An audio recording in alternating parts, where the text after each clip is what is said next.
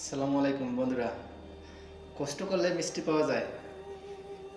চলো কি কষ্ট করলাম দেখাই। এই যে দেখো, গাছ থেকে লাউ নিয়ে আসলাম সিরা। দেখছো লাউগুলা কি সুন্দর।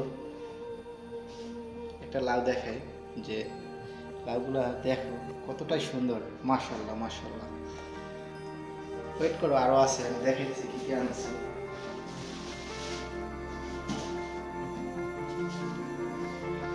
এরপরে দেখো, গাছ থেকে মরিচ ছিঁড়ে নিয়ে আসছি, তাজা মরিচ, পুরাই তাজা। গাছ থেকে ছিঁড়ে নিয়ে আসলাম। তারপর আরো আছে, আরো দেখাই। তারপরে নিয়ে আসছি একদম ধনিয়া পাতা, তাজা গাছ থেকে ছিঁড়ে উঠে নিয়ে আসলাম, পুরাই তাজা। আজকে কাঁচা মরিচ আর লাউ আর ধনে পাতা, এই তিনটাই নিয়ে আসছি।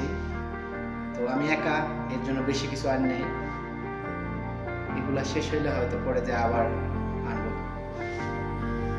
তো একটু পরিশ্রম করো, যার যার বাড়িতে আশেপাশে জায়গা আছে সেই জায়গাগুলায় যদি একটু কষ্ট করে আমরা কোনো গাছ, তরিতরকারি গাছ লাগাইতে পারি, তাহলেই তাজা তাজা শাকসবজি খেতে পারবো।